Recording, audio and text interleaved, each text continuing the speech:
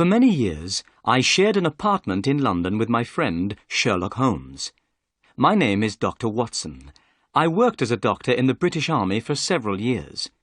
While I was in the army, I travelled to many strange and interesting places. I had many exciting adventures. Then one day, in Afghanistan, I was shot in the shoulder. My wound was deep and took many months to heal. I nearly died from pain and fever. At last, I got better, but I could not work in the army any more. I retired from the army and came back to England. That is why I was living in London with Sherlock Holmes. I had known my friend for many years. Our address was 221B, Baker Street, in the centre of the city. I enjoyed sharing an apartment with Holmes. My friend was a very clever man.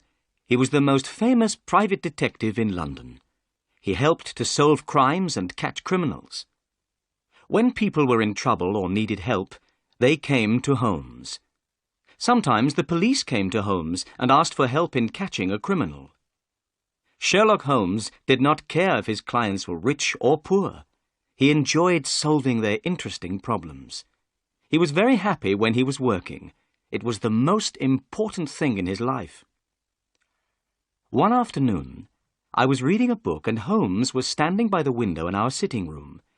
Usually, he was very busy and active, but this afternoon he did not seem very happy. I was worried about my friend. "What's the matter with you today, Holmes?" I asked. "Come and stand at the window, Watson," Holmes said. "Look out into the street. See how uninteresting London is today." It was winter.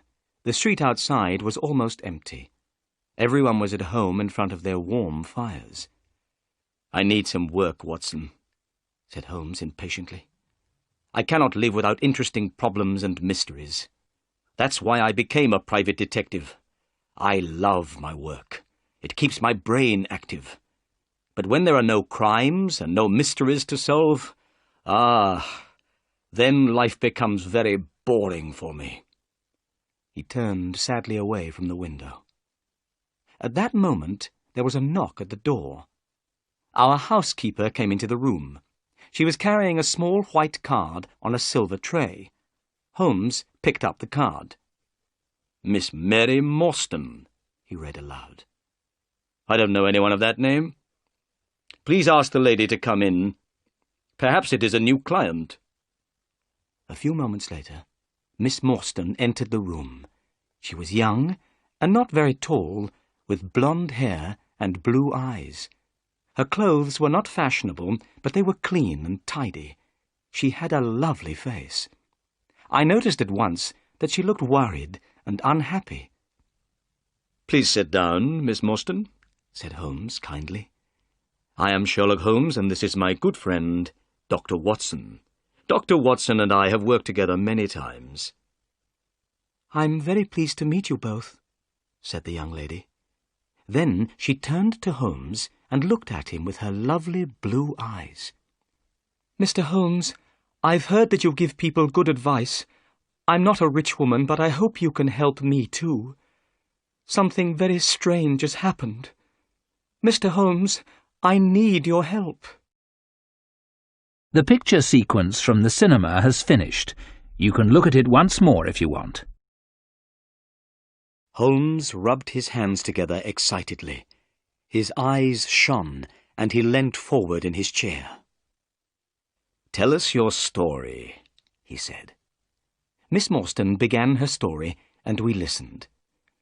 "My father," she began, "was a captain in the army. When I was very young, he was sent to India. My mother was dead, and I had no other relatives in England. So, while my father was away, I was sent to school. When I was 17, I received a letter from my father. He said that he was leaving India and coming back to England. He gave me the address of a hotel in London. He asked me to meet him there. I was very happy and excited about seeing my dear father again. I went to London and arrived at the hotel. I asked for Captain Morstan, my father. But I was told by the hotel manager that my father was not there. He had gone out the night before and not returned. I waited all day and all night, but my father didn't come back to the hotel. Finally, I went to the police. They advertised for Captain Morstan in all the newspapers, but without success. I never saw my dear father again." Miss Morstan began to cry. Holmes opened his notebook. "What was the date that your father disappeared?" he asked. "It was the 3rd of December, 1878. Nearly 10 years ago." "What happened to his luggage?" "It was still at the hotel," replied Miss Morstan. "The cases contained some books and clothes and some paintings and ornaments from the Andaman Islands." "The Andaman Islands? What are they?" I asked.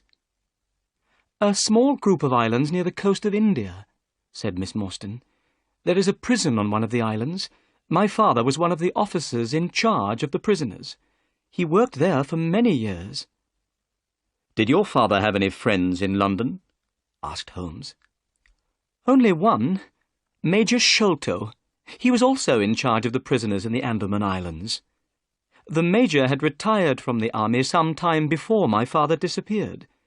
He was living in London, and of course I went to see him, but he didn't know that my father had arrived in England." "Your story is very interesting," said Holmes, rubbing his hands together once more. "Please, go on." "4 years after my father disappeared," continued Miss Morstan, "I saw an advertisement in the newspaper.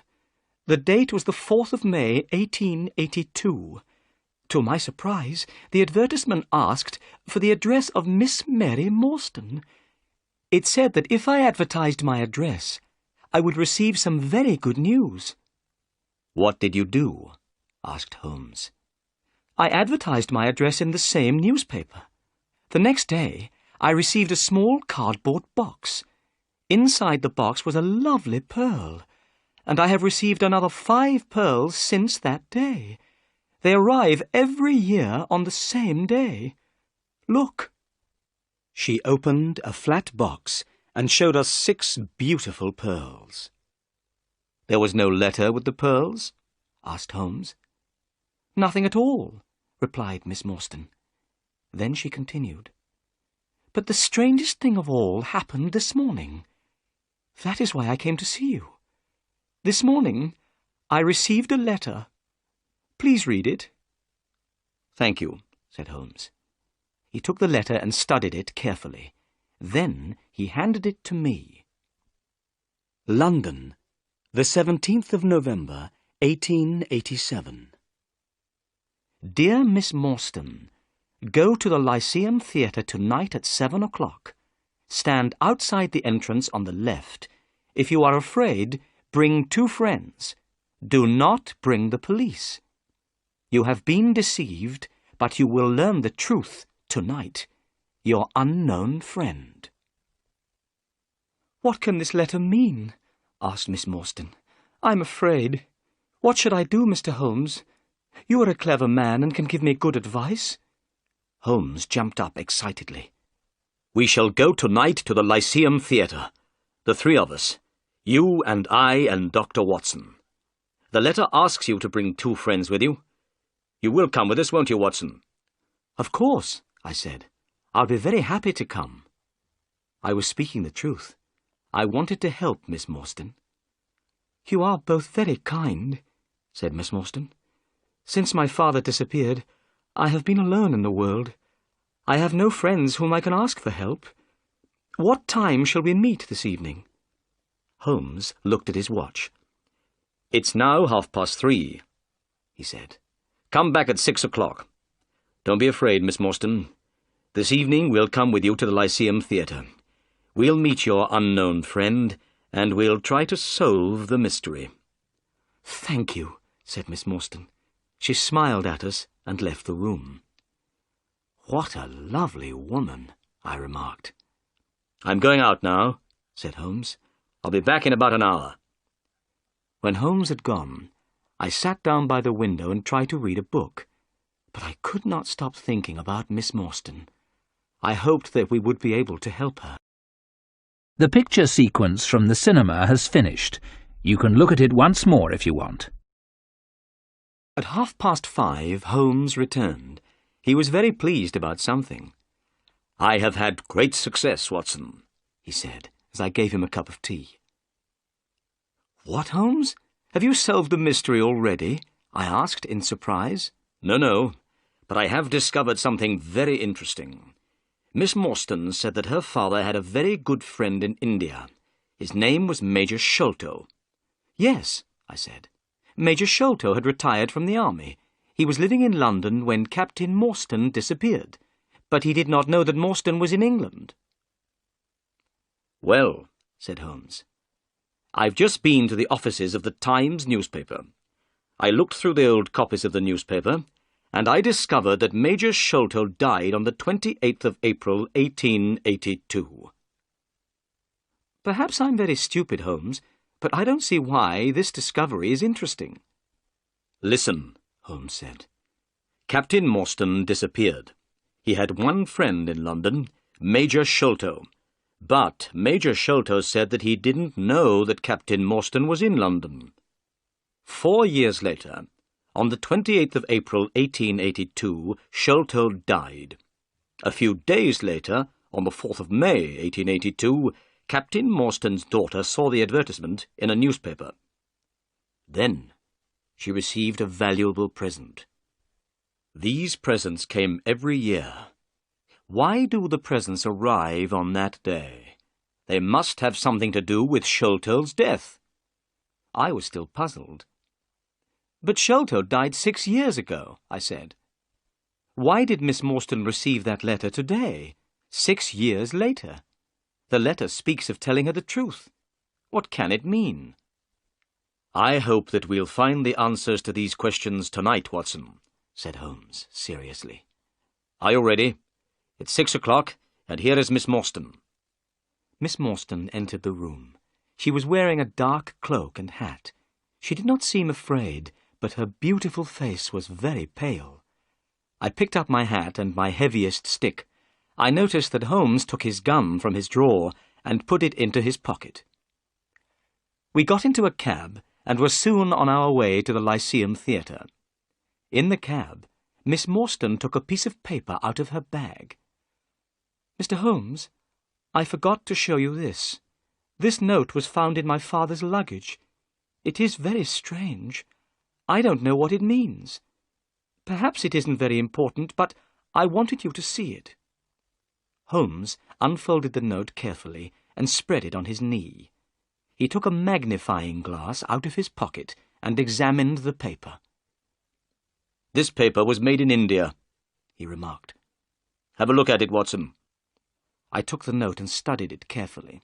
The paper was thin and old. There was a drawing on the paper. "It looks like the plan of a large building," I said. "Somebody has made a mark to show a certain place in the building. But what are these names at the bottom? And what is the meaning of the sign of 4? "I don't understand what this note means," said Holmes, "but it might be important. I will keep it." He sat back in the cab. Miss Morstan and I talked quietly together, but Holmes did not say anything. I knew he was thinking hard. It was getting dark, and the people in the streets were hurrying home from work. I was feeling a little afraid. I wondered what kind of person we would meet at the Lyceum Theatre. There were many people outside the theatre. Everyone was meeting friends and going in to see the play. The letter had told us to stand outside on the left. We waited. Suddenly, a small, dark man appeared. "Are you Miss Morstan and her friends?" he asked. "Yes," she said. "You must promise me that these men are not policemen," said the stranger. "They are not policemen," replied Miss Morstan. "Then come with me," said the man. He led us quickly across the street to another cab and opened the door. We went inside. The man closed the door and jumped up onto the driver's seat of the cab. The horse moved off quickly. We passed through so many streets that I was very soon lost. I had no idea where we were going.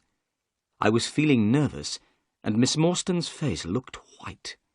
Sherlock Holmes was calm. Our strange driver did not turn round or speak to us. The only sound was the noise of the horse's hooves. At last, we stopped. We were outside a house in a dark, quiet street. It had only one small light in the kitchen window. There were no lights in any of the other houses in the street. We knocked at the door. It was opened immediately by an Indian servant. The Indian was wearing a bright yellow turban on his head. He had white clothes and a yellow belt. It was very strange to see such brightly coloured clothes in this quiet street in London. "My master is waiting for you," said the servant. As he spoke, we heard a man's voice. It came from one of the rooms inside the house. "Bring them in to me," the voice called. "Bring them straight in to me." The picture sequence from the cinema has finished. You can look at it once more if you want. We followed the Indian servant into the house. He stopped in front of an open door. "Come in! Come in!" said the voice. We entered, Holmes, Miss Morstan, and myself, and were astonished. The room in which we were standing was full of Indian paintings and ornaments. The carpet was soft and very thick. There were 2 large tiger skins on the walls. In the centre of the room stood a strange little man with a bald head. He was smiling, but he seemed very nervous. "My name," said the bald-headed man, "is Thaddeus Sholto. You are Miss Morstan, of course. And these 2 gentlemen?" "This is Mr. Sherlock Holmes, and this is Dr. Watson." "A doctor!" cried Thaddeus Sholto excitedly. "Oh, please could you listen to my heart? I'm very worried about my heart."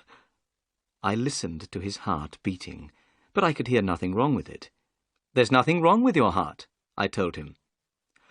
"I'm so glad," said Thaddeus Sholto.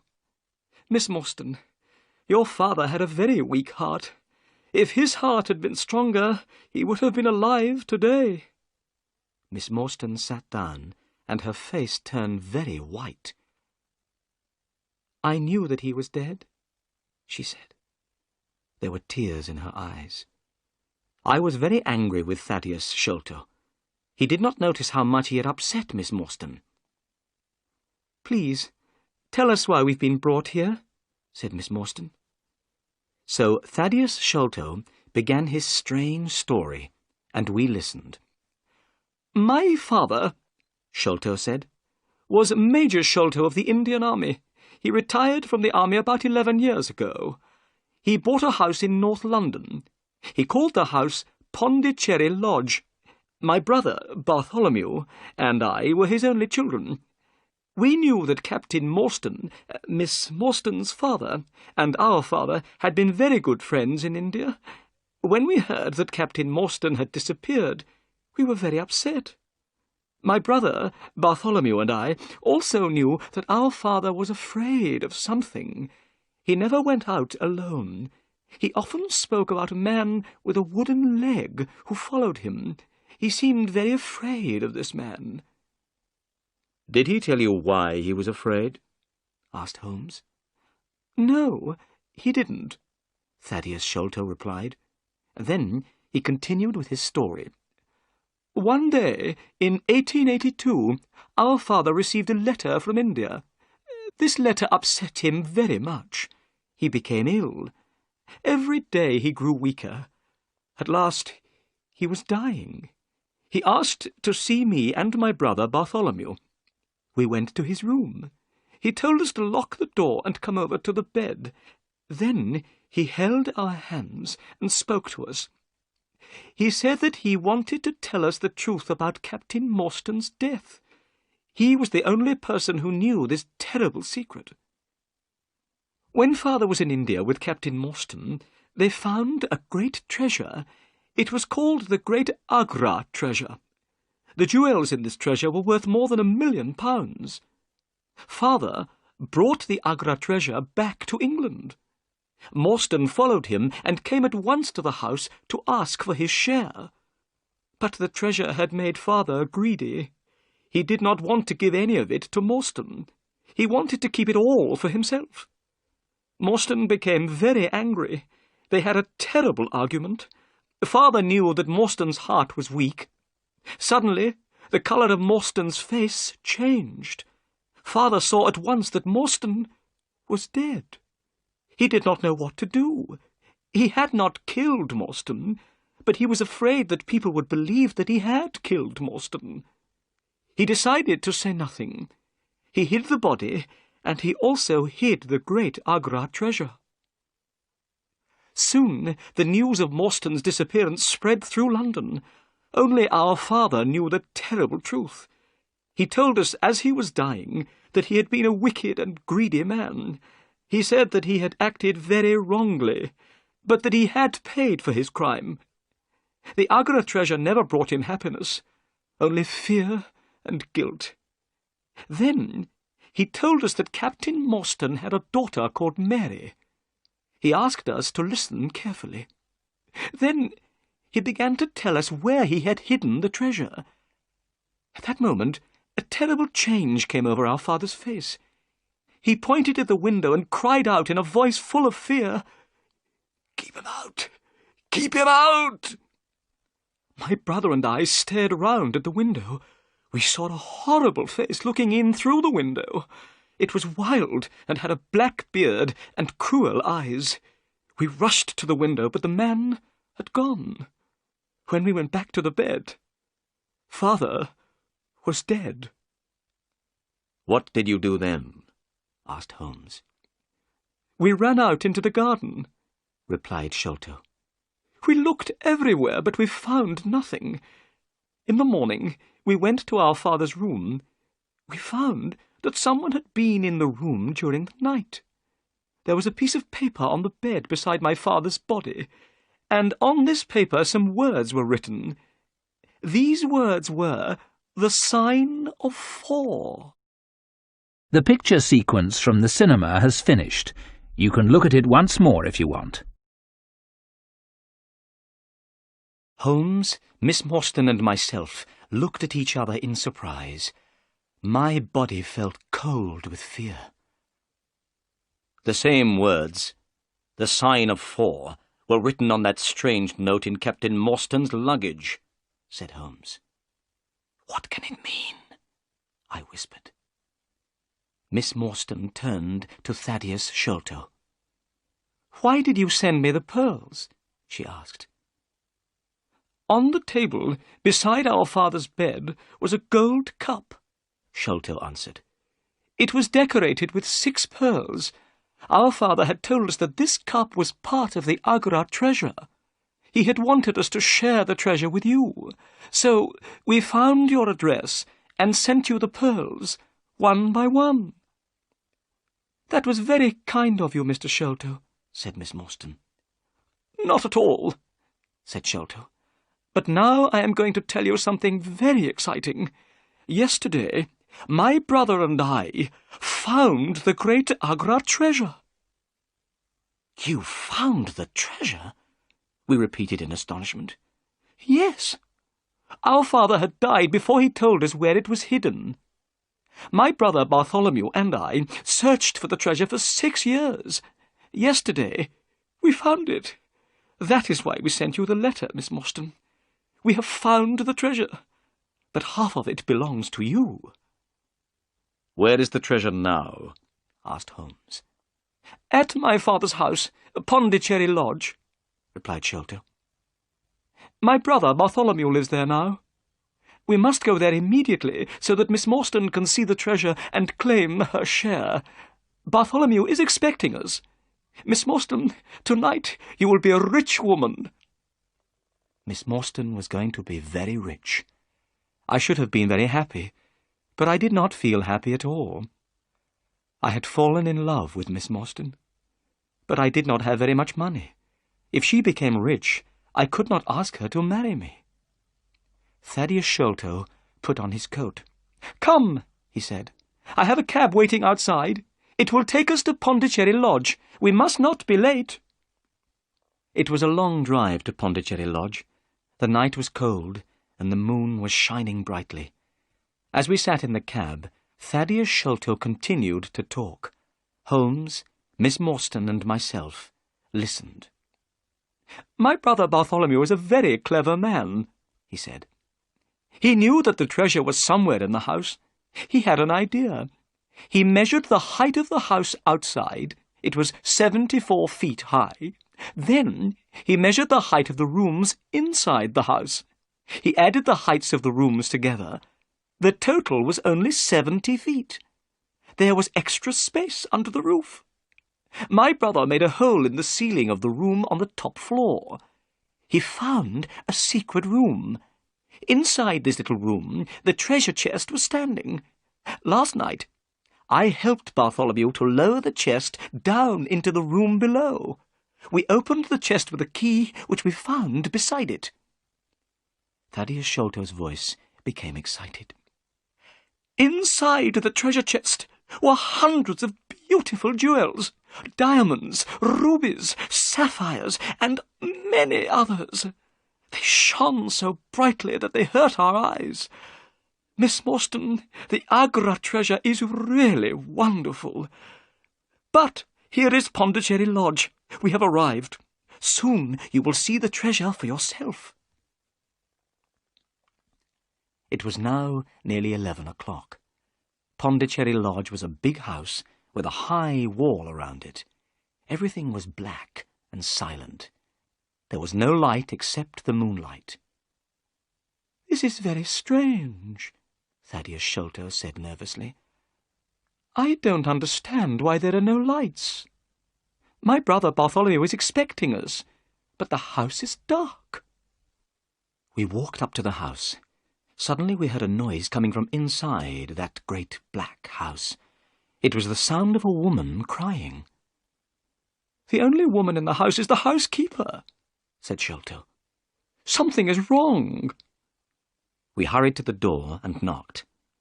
A tall old woman opened it. Her face was white with fear. "Oh, Mr. Thaddeus, I'm glad you've come," she said. "I'm very frightened. Come into the house, Mr. Thaddeus. Oh, I'm glad that you're here. Something terrible has happened to your brother." The picture sequence from the cinema has finished. You can look at it once more if you want. Thaddeus Sholto began to shake with fear. His face was very white. "What do you mean?" he asked the housekeeper. "What is the matter with my brother?" "He locked himself in his room. He was there all day. When I knocked on the door, he would not answer me," she said. "I knew that something must be wrong. A short time ago, I went upstairs. I looked through the keyhole of the door of his room. I saw your brother's face, Mr. Thaddeus. It looks terrible. You must go up, Mr. Thaddeus. You must go up and see for yourself." The housekeeper started to cry again. "You must all go upstairs," said Miss Morstan. "I'll stay here and look after this poor woman." We left the two women, Miss Morstan and the housekeeper, downstairs. Holmes took the lamp and led the way. Thaddeus Sholto and I followed him. We climbed up the stairs. There was a passage at the top of the stairs. At the end of the passage was a door. Thaddeus Sholto pointed to this door. "That's the door of my brother's room," he whispered. We hurried forwards. Holmes turned the handle, but the door was locked. Then he bent down and looked through the keyhole. He stood up again, quickly. "My God!" he cried. "It's the work of the devil." I bent down and put my eye to the keyhole. I felt very sick and afraid. The bright moonlight was shining into the room. I could clearly see a face. This face was looking straight at me. It did not move. There was a horrible smile on the face. "This is terrible," I said to Holmes. "What shall we do?" "We must break down the door," he replied. We threw ourselves at the door, and it broke with a sudden crack. We were inside Bartholomew Sholto's room. Bartholomew Sholto was dead. He was sitting in a chair by a table. His body was stiff and cold. I could see that he had been dead for many hours. The dead man's body was twisted with pain. There was a horrible smile on his face. There was a piece of paper on the body. Holmes picked it up and read it. "Look," he said. In the light of the lamp, I read with horror, "The sign of 4." "What does it mean?" I asked. "It means murder," Holmes replied. He pointed to Bartholomew Sholto's ear. "Look." I looked.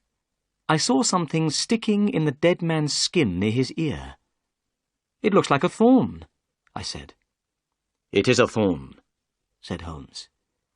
"You can take it out, but be careful. It is poisoned." I took the thorn between my finger and thumb. I pulled it away easily from the dead man's skin. I looked at it. It was hard and sharp. I saw that it had poison on it. "So, this is how Bartholomew Sholto died," I said. "What a terrible death! But who killed him, and why?" We had forgotten about Thaddeus Sholto. He was still standing in the doorway. Suddenly he gave a cry. "The treasure has gone," he said. "They've stolen the treasure. Look! Do you see that hole in the ceiling? We lowered the treasure down through that hole last night. After I had helped my brother with the treasure, I left him here in this room. I was the last person to see my brother alive. I heard him lock the door as I came downstairs." "What time was that?" asked Holmes. "It was 10 o'clock, and now my brother Bartholomew is dead, and the great Agra treasure has gone." The picture sequence from the cinema has finished. You can look at it once more if you want. "Go to the police station, Mr. Sholto," said Holmes. "Ask the police to come quickly. Dr. Watson and I will wait here." Thaddeus Sholto turned away. We heard him going downstairs. "Now, Watson," said Holmes, "we have some work to do before the police arrive.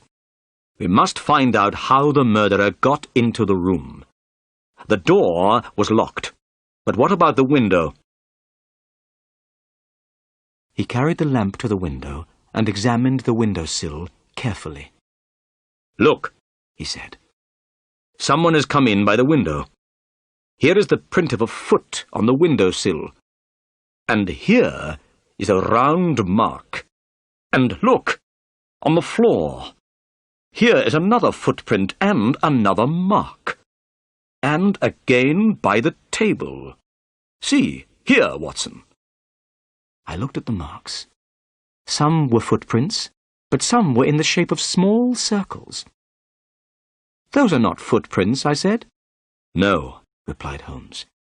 "They are the marks made by someone with a wooden leg." "Someone with a wooden leg?" I said.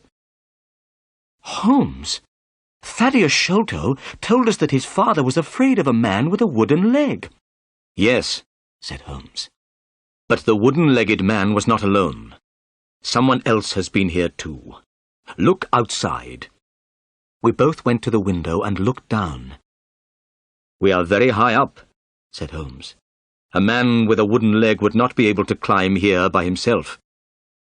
2 people came into this room. We will call them number 1 and number 2. Number 2 is the wooden-legged man. But who is number 1? And how did he get in?" I looked round the room. I thought quickly. Then suddenly I knew the answer. In the ceiling of the room was a hole. Thaddeus Sholto had told us that his brother had made this hole. The Agra treasure had been hidden in the secret room above. The two Sholto brothers had lowered the treasure chest through this hole the night before. A set of steps was standing beneath the hole. On the floor by the set of steps was a rope. Number 1 must have looked through the hole in the ceiling, I said. He saw Bartholomew Sholto sitting on the chair below him. He killed Sholto with a poisoned thorn. Then he must have taken the rope, opened the window, and thrown the end of the rope down into the garden. His friend, number 2, the wooden-legged man, must have been waiting below. Number 2 climbed up the rope with the help of number 1. The murderers then lowered the treasure chest to the ground with the rope. Number 2 climbed down the rope. Number 1 got out of the room through the hole in the ceiling. Excellent, Watson, said Holmes. We shall now go up and have a look at the secret room. Perhaps we can find out more information about number 1. We climbed the steps and found ourselves in a small, dark room without any windows. There was thick dust on the floor. It was here that the treasure had been hidden for so many years. Look, said Holmes. there is a small door in the roof. That is how number 1 got in. Then Holmes shone the lamp down at the floor. By the light of the lamp, I saw that the floor was covered with many footprints. They showed very clearly in the thick dust. They were the prints of bare feet. But they were not the footprints of an ordinary man. They were extremely small. Suddenly, a horrible thought came into my mind. "Holmes," I whispered, "a child has done this terrible thing." Holmes did not answer. He was still studying the tiny footprints. Finally, he spoke. No, he said slowly. I don't think it was a child. Look at this footprint. Look at the marks of the toes. They are very wide apart. It is not a child's footprint. It is a man's. They are the prints of a tiny man. "Do you mean a dwarf?" I asked in surprise. I will show you, replied Holmes. Let's go into the room again. Let's examine once more the poisoned thorn which killed Bartholomew Sholto. In the room below, I picked up the thorn.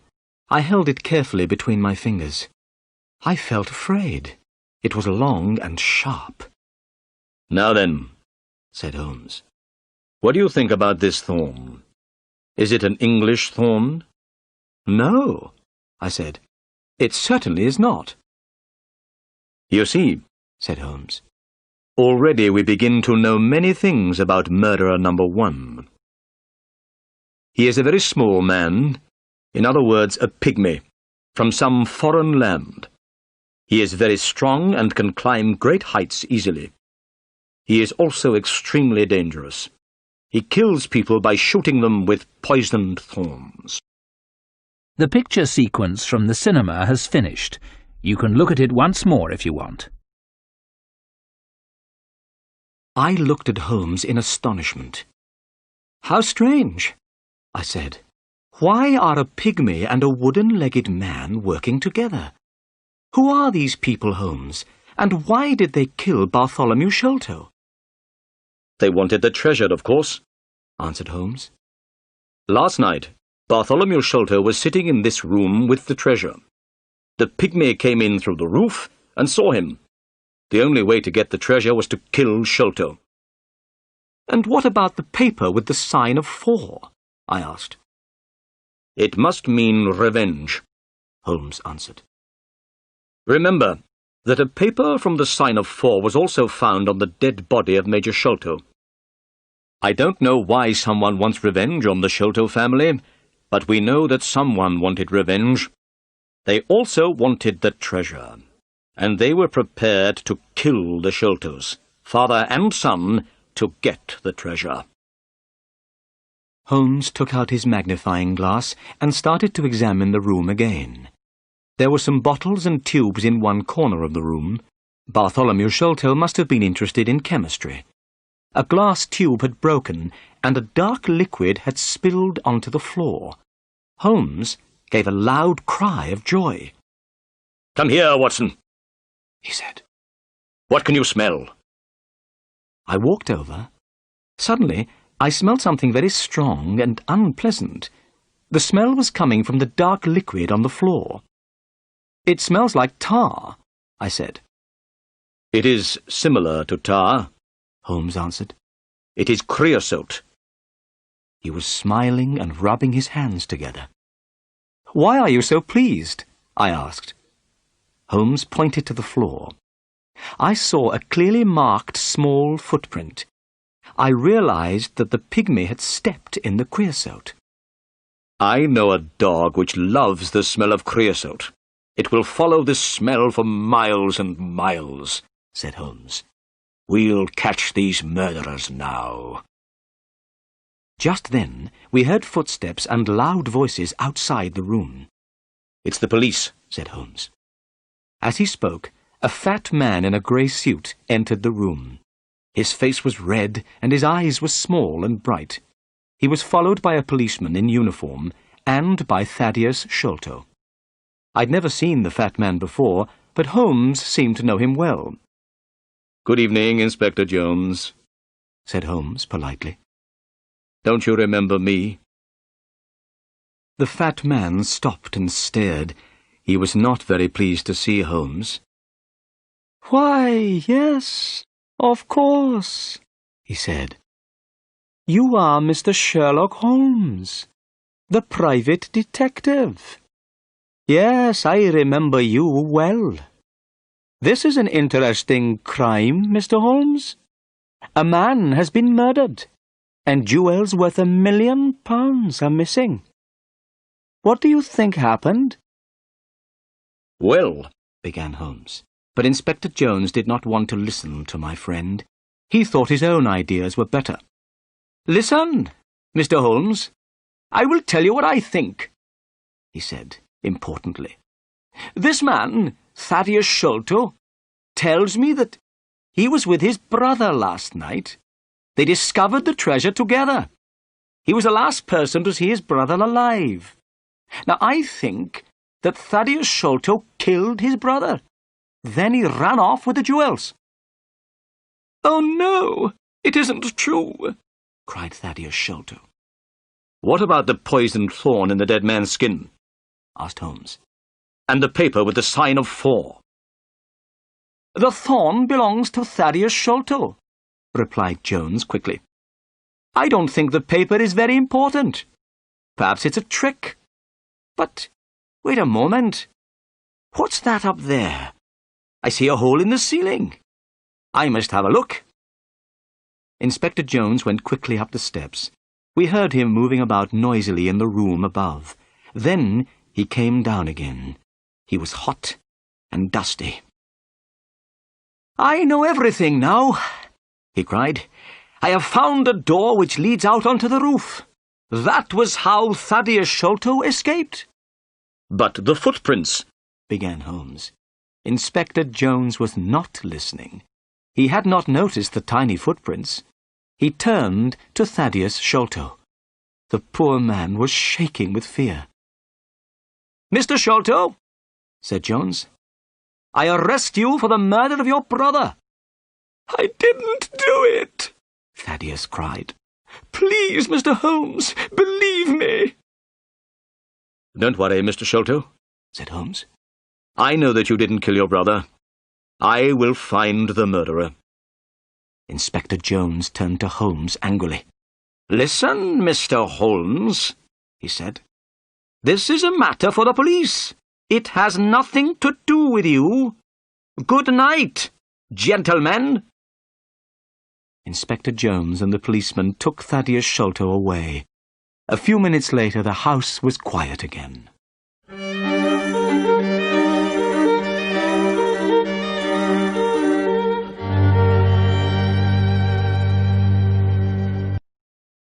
The picture sequence from the cinema has finished. You can look at it once more if you want. "The police don't want my help, Watson," said Holmes, as soon as the inspector had gone. "Inspector Jones thinks he has solved the crime and caught the murderer, but they have arrested the wrong man. I agreed with Holmes. I was sure that Thaddeus Sholto was not the murderer. "We must be quick, Watson," said Holmes. "I want you to do 2 things. First, take Miss Morstan home. Second, go to this address, 3 Pinchin Lane. Ask for Mr. Sherman. He has an old dog called Toby. I want you to bring Toby here. Meet me here in 2 hours' time." I took Miss Morstan home in Thaddeus Sholto's cab. She was very upset by what had happened and spoke very little. I promised that I would visit her the next day. Then I went to the address which Holmes had given me. It was the middle of the night, and the streets of London were black and silent. As the cab went along, I thought about everything that had happened. We had discovered the truth about some things. The death of Captain Morstan, the sending of the pearls to Miss Morstan, the advertisement, the letter. All these things were clear. Now there were other mysteries which we had to solve. Where was the Indian treasure? What was the plan found in Morstan's luggage? Who wanted Bartholomew Sholto to die? Where were the pygmy and the wooden-legged men? What did all these things mean? And what was the mysterious sign of 4? I hoped that Sherlock Holmes would discover the answer to these questions. Soon I arrived in Pinchin Lane, the address where Holmes had sent me. It was a very poor street, and the houses were old and dirty. I found house number 3 and knocked on the door.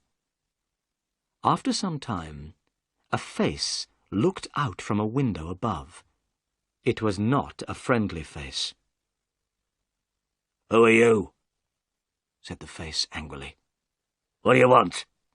Come down and open the door," I said. "I have something to ask you." "Go away at once," said the face. "If you don't, I'll let out 50 dogs upon you." "My friend, Mr. Sherlock Holmes," I began. At these words, the window suddenly shut, and a few minutes later, the door opened. I saw an old man with grey hair and beard holding a candle in his hand. "Come in, sir," he said. "I'm Mr. Sherman. I'm sorry that I was rude. I didn't know that you were a friend of Sherlock Holmes." I went into the small, dirty house and stopped in astonishment. There were cages everywhere I looked. All the cages contained different kinds of animals. I could see their eyes shining in the candlelight. "What does Mr. Holmes want?" asked the old man. "A dog called Toby," I answered. "Toby is my best dog," said Mr. Sherman. "He loves to follow strong smells, especially the smell of creosote.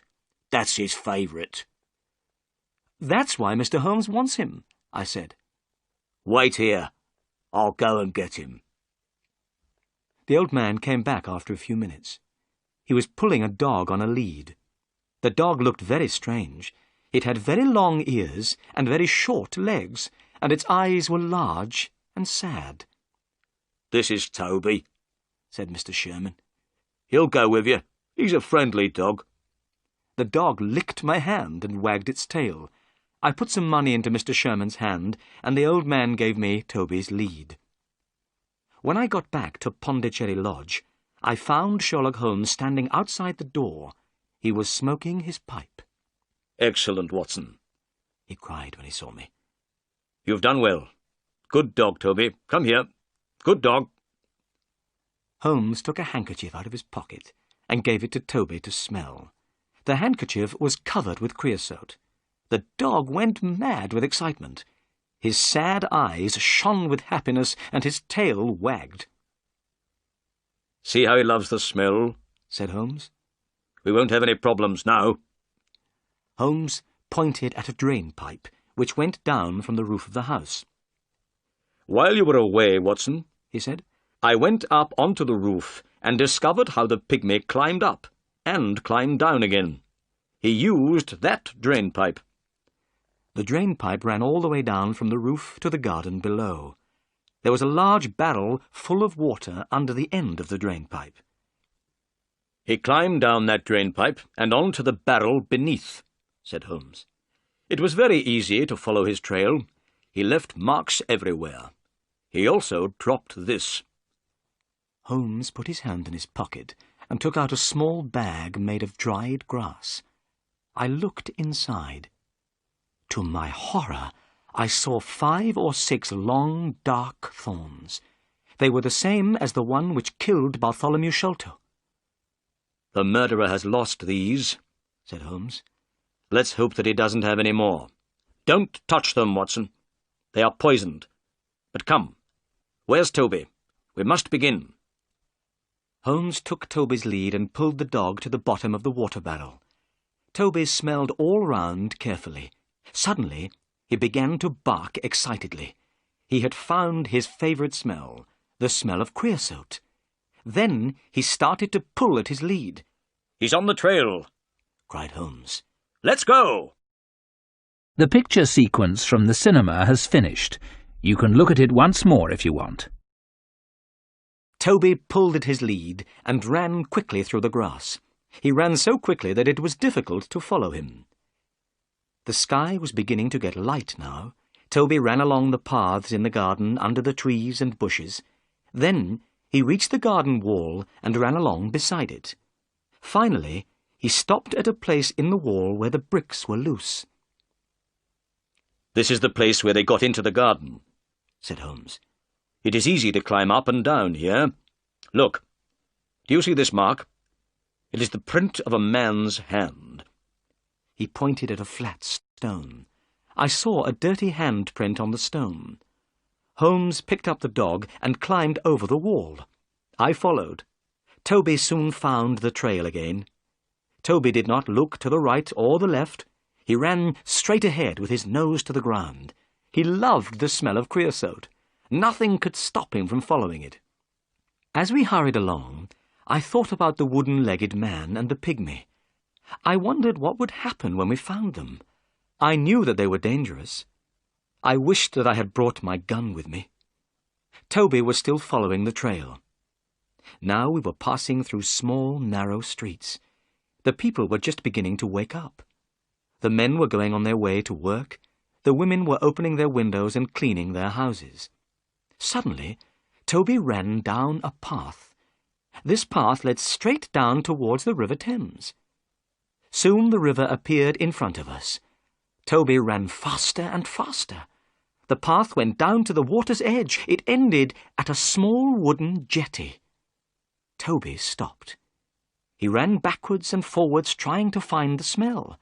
He looked up at us sadly with his large eyes. He did not know what to do. "They've got into a boat here," said Holmes. There was a small house beside the jetty. A notice was hanging from one of the windows. On it was written in large letters, "Mordecai Smith, Boats and Steam Launch for Hire." There was no one on the jetty. Several small boats were near the jetty on the bank of the river. Holmes looked at these boats. "I wonder where the steam launch is," he said. "I think we must ask a few questions." He knocked loudly at the door of the house. A large woman with a red face opened it. A child was crying somewhere inside the house. I saw that the woman was very upset about something. She had been crying. "Good morning," said Holmes politely. "Are you Mordecai Smith's wife?" "Yes," replied the woman. "What do you want?" "Could I speak to your husband, please?" asked Holmes. "No, you can't. He isn't here. I haven't seen him since yesterday morning." "Oh," said Holmes. "I wanted to hire a boat." "Well, perhaps I can help you," said Mrs. Smith. "Which boat do you want?" "I wanted to hire the steam launch. I have heard it is a very good boat. Let me see, what's the name? The Aurora, sir," said Mrs. Smith. Oh, yes, that's right. I remember now. But where is the Aurora?" said Holmes, looking around. "I don't see a steam launch anywhere." "Oh, sir, my husband has gone in the Aurora," Mrs. Smith replied, and burst into tears. "I'm very worried about him. I don't trust that wooden-legged man." "What wooden-legged man, Mrs. Smith?"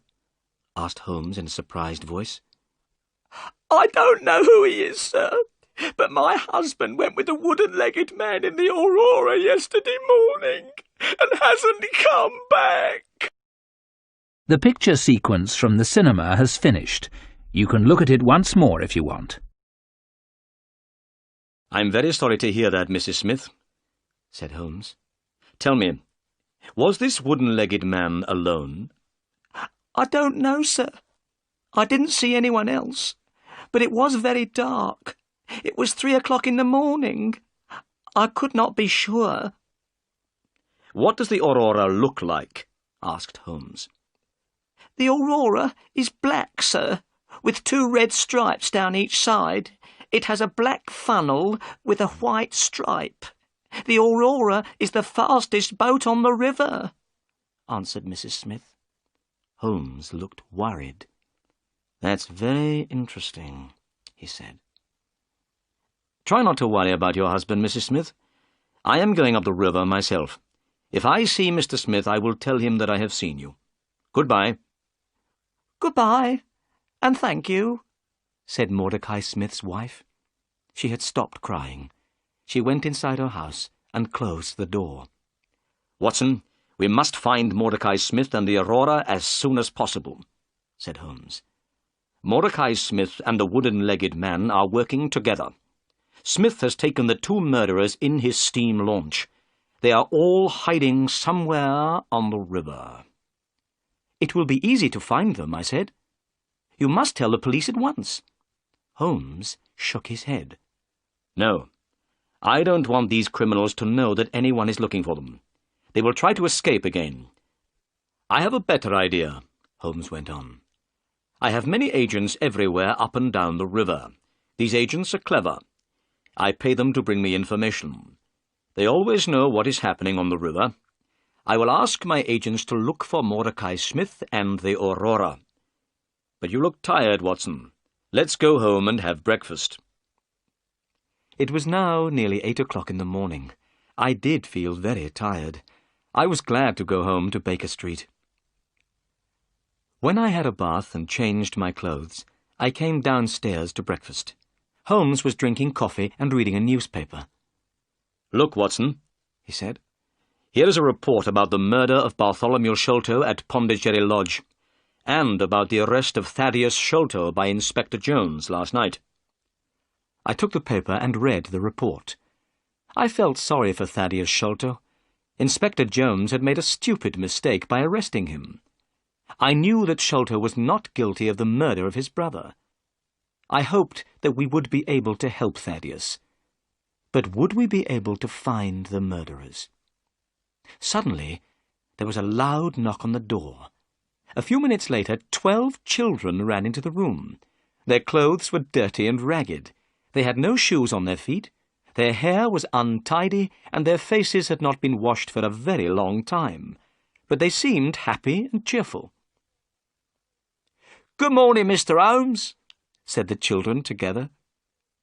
"Who are these children, Holmes?" I asked in astonishment. Holmes laughed. "These are my agents," he said. "I sent a message for them to come. Look at them. They can go anywhere, see everything, hear everything. Nobody is afraid of children." Holmes gave each of the children some money. Then he told them what he wanted them to do. "You must find a steam launch called the Aurora," he said. "It is on the river somewhere, and belongs to Mordecai Smith. The Aurora is black with 2 red stripes down each side. It has a black funnel with a white stripe. You must find it. Now go." The children ran out of the room, all talking together. They went down the stairs and out into the street. "My agents will find Mordecai Smith and the Aurora," said Holmes. Now, we must wait. The picture sequence from the cinema has finished. You can look at it once more if you want. We had not slept all night and I was very tired. I went to bed and woke late in the afternoon. I felt much better. I went downstairs. Holmes was reading a book. I saw at once that he was worried. "Is there any news?" I asked. Nothing at all. I can't understand it. I am very surprised and disappointed. My agents say that they cannot find the Aurora. "Can I do anything to help?" I asked. Nothing. "Then I'll take Toby back to Pinchin Lane. Then I'll go and see Miss Morstan and tell her what has happened." I went to Miss Morstan's house. She looked very pleased to see me. I told her that we had not found the treasure yet, but she did not look disappointed. I was surprised about this, but I was also very pleased. I said good-bye to her and drove back to Baker Street. I went to bed, but I could not sleep. I was thinking about Miss Morstan. I wanted to ask her to marry me. All night I heard Holmes walking up and down in his room. Next morning he looked tired and ill. My agents cannot find the Aurora, he said impatiently. They have searched the whole river. The Aurora has disappeared. We waited all that day, but there was no news. The next day I woke early. It was still dark. To my surprise, Sherlock Holmes was standing by my bed. He was dressed and ready to go out. I have had an idea, Watson, he said. I am going up the river myself. Perhaps I can find the launch. You must stay here. There may be some messages. Holmes left without another word. That day, the time passed very slowly. I picked up a book but was unable to read it. I was thinking all the time about the wooden-legged man and the pygmy. Where were they? Why could Holmes not find them? I was worried about my friend. I knew that he was a clever detective, but perhaps this time he would not be able to catch the murderers. At 3 o'clock in the afternoon, I had a visitor. It was Inspector Jones, the police officer. I was astonished. Inspector Jones had changed completely. 2 days ago, he had been very rude to Holmes. He had not wanted his help. Now, he was very quiet and polite. "Good afternoon, Dr. Watson," said Inspector Jones. "I'm afraid that I made a bad mistake. I have had to let Thaddeus Sholto go. Sholto has proved that he was at a friend's house when his brother died." Inspector Jones looked so sad that I began to feel sorry for him. "I've received a telegram from Sherlock Holmes," the inspector went on. "Here it is." I took the telegram and read it. Inspector Jones, go to Baker Street at once. Wait for me there. I know where Sholto's murderers are hiding. Come with us tonight if you want to catch them. Holmes. "That's excellent," I cried. "Forget about Thaddeus Sholto. You'll soon have some other prisoners, Inspector Jones." At that moment, the door opened and Holmes came into the room. He was smiling. "What news?" we asked together. I know where the Aurora is, Holmes replied. It wasn't on the river at all. The Aurora has been hidden in a boatyard near the river for 2 days. I knew the launch at once. Mordecai Smith, the owner, was there too. He was talking to someone, and he was speaking very loudly. He said that he had to have the Aurora ready for 8 o'clock tonight. His 2 gentlemen were leaving for America. Their ship was waiting for them out at sea, and they must not be late. I knew immediately what they were planning to do, went on Holmes, and I know what we must do. Inspector Jones, will you help me? "I was wrong before, and you were right," said Jones sadly. "I didn't listen to you then, but I'll help you now." Good, said Holmes. We need a fast police launch, as fast as the Aurora. It must be ready this evening. and 2 or 3 strong policemen to come with us." "I'll arrange all this," said Jones. "Excellent," said Holmes. "Tonight, the 3 of us, you and I and Dr. Watson, will be on the police launch. We will be waiting outside the boatyard at 8 o'clock. We'll be ready for the Aurora when she comes out. We'll catch the murderers, and we'll get the treasure." The picture sequence from the cinema has finished. You can look at it once more if you want. At 7 o'clock that evening, the 3 of us, Inspector Jones, Holmes, and myself, went down to the river. Both Holmes and I had guns in our pockets. Inspector Jones had promised to let us use the police launch. This launch was now waiting. 4 strong men were on board the launch. Soon we were moving quickly down the River Thames. The police launch was very fast. We passed all the other boats on the river without difficulty. This pleased Holmes very much. By 8 o'clock we had arrived opposite the boatyard where the Aurora was hidden. It was now dark. We waited. 10 minutes passed. Suddenly a launch came out of the boatyard. It was black, with 2 red stripes. It was moving very quickly. "That's the Aurora," cried Holmes. "Follow it, quickly! Faster! Faster! We must catch them!" We were going so fast that the police launch started to shake, but we could not get near to the Aurora. The chase became more and more exciting. We went in and out between other boats. Many times I closed my eyes. I was sure that we would hit something. At last we got closer to the Aurora. Inspector Jones turned on a light and shone it on the Aurora. "Stop!" he cried. "Stop! We are the police!" In the lamplight we could see some men on board the Aurora. One man was sitting at the back of the launch. Beside him was a strange, dark shape. We could also see Mordecai Smith, the owner of the Aurora. He was working as hard as he could. He was trying to make the engine of the launch go faster. Inspector Jones shouted again, "Stop!" Suddenly, the man at the back of the Aurora stood up. He shouted at us angrily. He was a big, strong man. Then I noticed that his right leg was missing. There was a wooden stump in its place. This was the wooden-legged man. At the sound of the man's voice, the strange dark shape beside him moved. It was a small, dark man, the smallest man I have ever seen. But the pygmy's head was large. His face was hard and cruel. As soon as Holmes saw the pygmy, he took out his gun. I did the same. "Shoot him if he moves his hand," said Holmes. At that moment, the pygmy put a short piece of wood to his lips. We fired our guns together.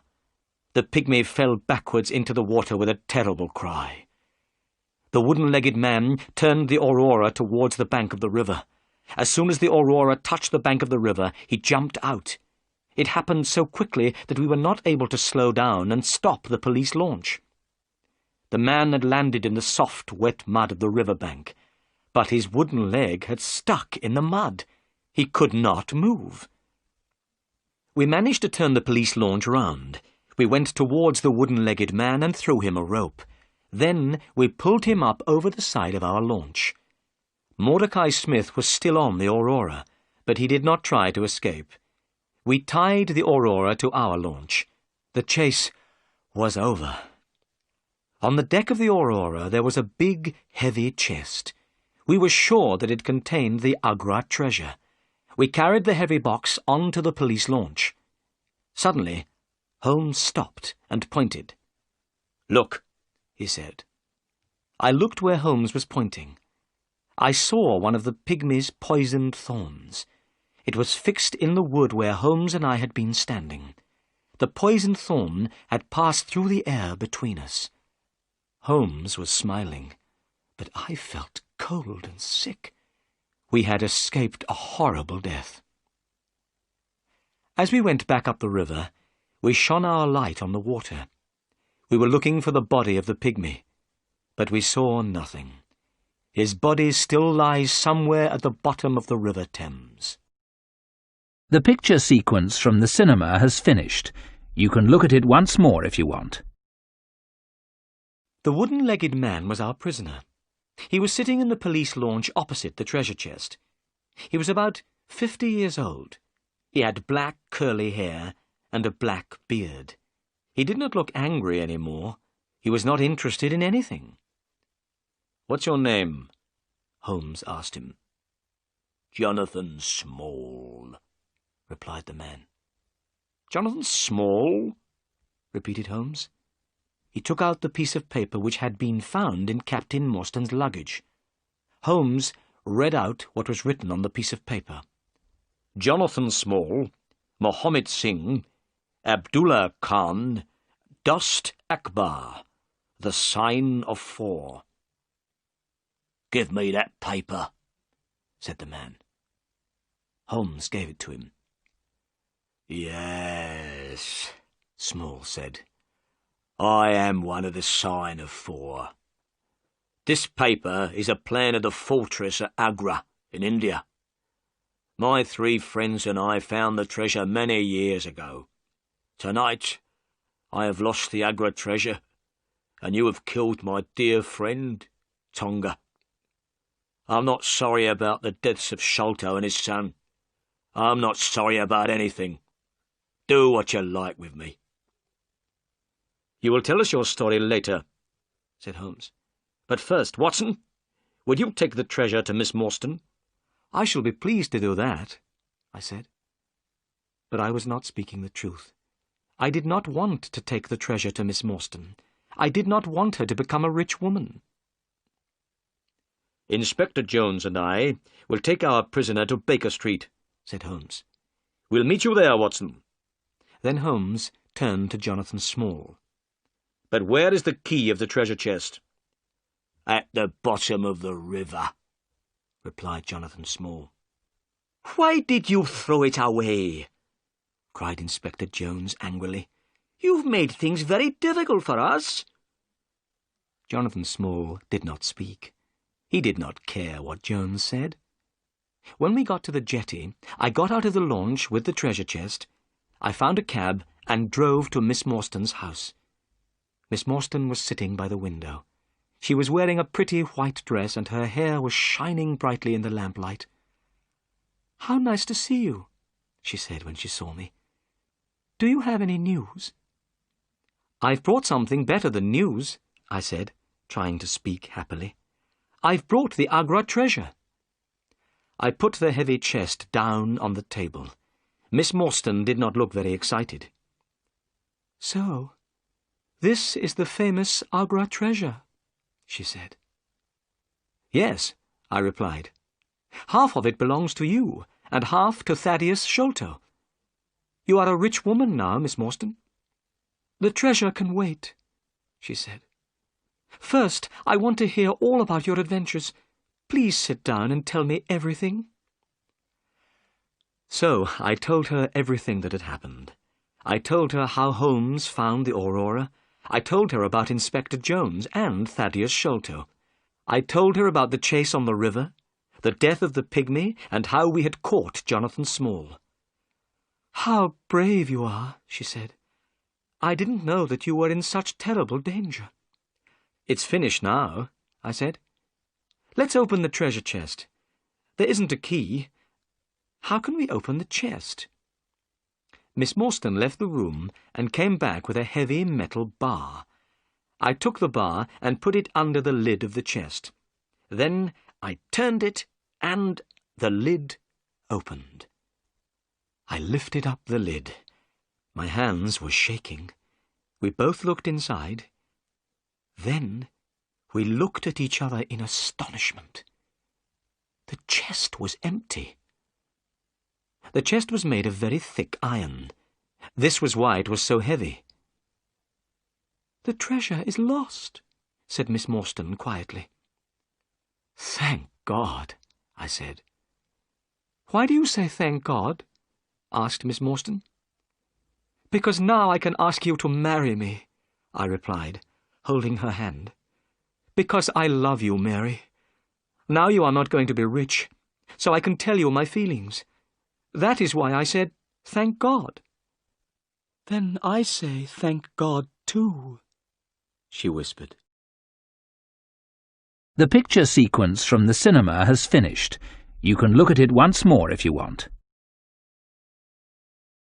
When I got back to Baker Street, Holmes, Inspector Jones, and the prisoner, Jonathan Small, were all waiting for me.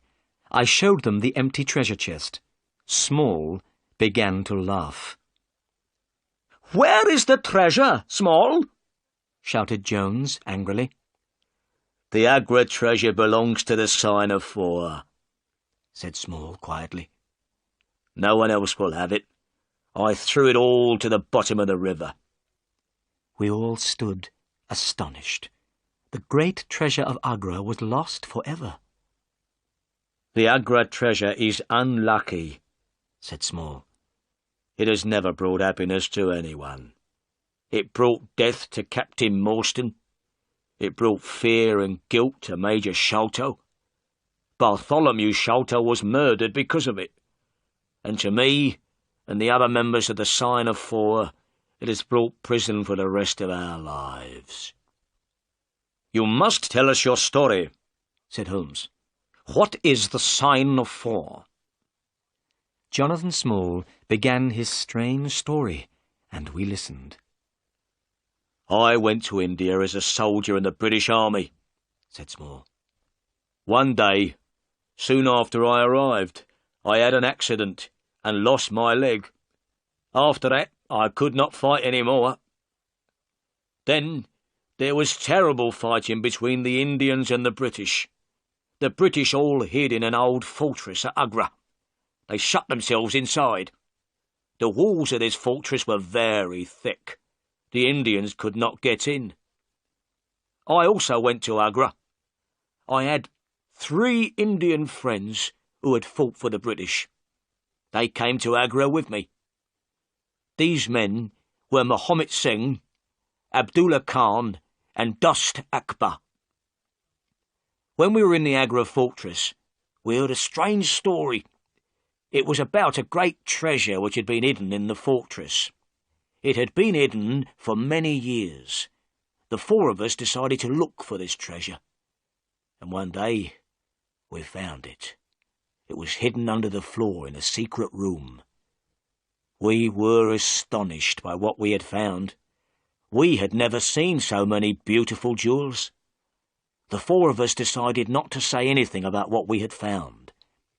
We decided to leave the treasure hidden in the secret room in the fortress. When the fighting was finished, we would be able to take the treasure away with us. We made a promise to each other. We agreed that we would always work together. We would share the treasure between us. We became the Sign of Four. But a terrible thing happened. 2 British soldiers were killed in a fight. We had not killed them, but we were arrested for their murder. We were sent to prison in the Andaman Islands." "Is that where you met Major Sholto and Captain Morstan?" asked Holmes. "Yes," said Small. "Sholto and Morstan were the officers in charge of the prisoners there. We were in a terrible situation. We knew where the Agra treasure was, but we were not able to go and get it. We were prisoners. Also, we were afraid that someone else might find the treasure. We did not know what to do. At last, we told Sholto and Morstan about the great treasure. We asked them to help the 4 of us to escape. When we were free, we would get the treasure and share it with them. But Sholto said that he did not believe us. He said he did not know if we were speaking the truth. Sholto did not know if the treasure would be there. He said he would go to India. If he found the treasure, he would come back. He would help us escape from prison. Sholto asked the 4 of us to give him a plan of the fortress at Agra. We did not want to give Sholto the plan. I didn't trust him. But in the end, we had to agree.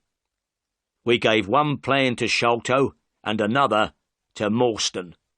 Sholto went to India. but he never came back. He found the treasure and took it to England. He stole it from the Sign of Four, and also from his friend Morstan. And from that day, I decided to have revenge on Sholto." Small was silent for a few moments. He was thinking about what Sholto had done. Then he went on with his story. "I made friends with one of the people of the Andaman Islands," he said. "The people there are pygmies. They are very small, but they are very brave. One day, I found one of these pygmies lying under a tree. He was very ill. I looked after him. He slowly got better. He became my friend. His name was Tonga. Tonga helped me to escape from the islands. He had a small boat. One dark night, we put lots of food into the boat, and we sailed together from the Andaman Islands." Holmes had been listening carefully while Small told his story. Now he spoke. "Ah, I understand," he said. "Major Sholto received a letter. What was written in the letter frightened him to death. It must have been the news of your escape which killed him." Small went on with his story. "At last Tonga and I reached London, but I was too late to have revenge on Sholto. Sholto was dying. He saw my face at the window. That night, I got into his room and left a message. It was from the Sign of Four. Tonga and I waited 6 years. We watched Pondicherry Lodge and Bartholomew Sholto carefully. When Bartholomew Sholto found the treasure, we knew about it immediately. With Tonga's help, I got into his room. Tonga killed Bartholomew Sholto with a poisoned thorn.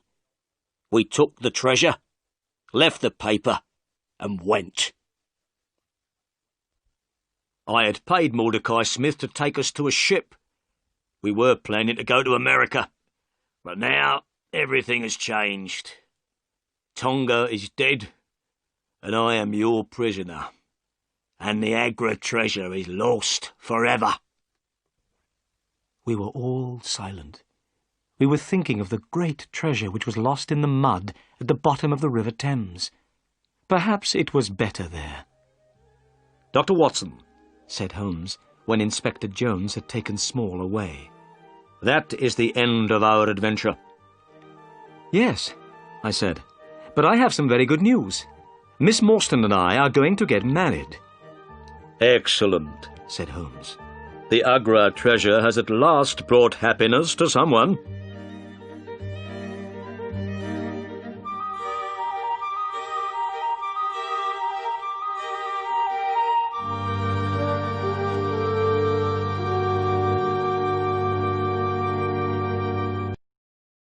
The picture sequence from the cinema has finished.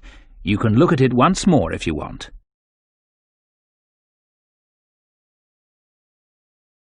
The newspaper chase. The time is 1 o'clock in the morning. The place is the Wrightsville Town Art Gallery. A window opens and a man comes in.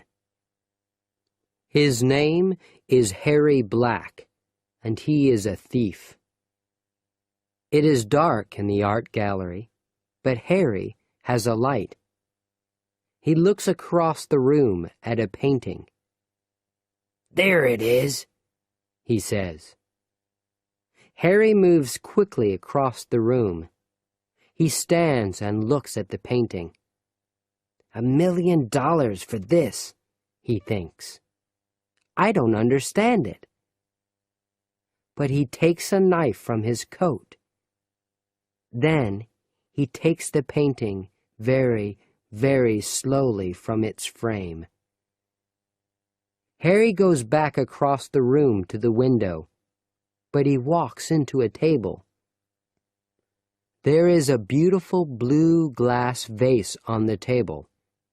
It falls on the floor and breaks into 100 pieces. Harry smiles. Is that $1 million vase? He thinks. It isn't now. He runs across the pieces of glass to the window. Harry has a room in Mrs. Allen's rooming house. He goes quietly up to his room and closes the door. Mrs. Allen and her daughter, Janie, are sleeping.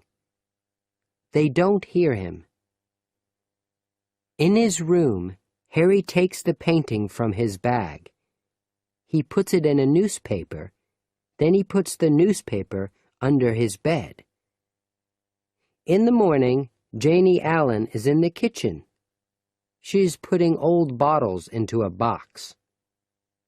Recycling is important, Janie thinks. On the TV, a reporter is at the Wrightsville Art Gallery. He is talking about the painting. It's $1 million painting, he is saying. Here's a photo of it.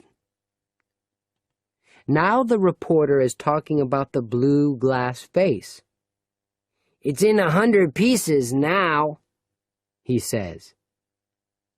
Janie looks at the photo of the vase. Then she asks her mother, "Do you have any old bottles?" "No," Mrs. Allen says. "That's all, Janie. But the newspaper recycling truck is coming today." "Of course," Janie says. "It's Friday." Harry isn't in his room. He is talking on his telephone to a man in Seattle. The man wants the painting, but Harry isn't happy. $5,000? Harry says. No, it's $1 million painting. What? No, I want 50,000, not 5. What? The painting? Yes, I have it. And it's okay. Janie is looking for old newspapers. Early on Friday mornings, she takes them from every room in the house. Then, later, the newspaper recycling truck arrives. Janie opens Harry's door and looks into his room. She always takes his old newspapers or bottles for recycling. Ah, she thinks, there's a newspaper under Harry's bed. Janie puts the old newspapers into a black recycling box. She runs from the house and sees the truck.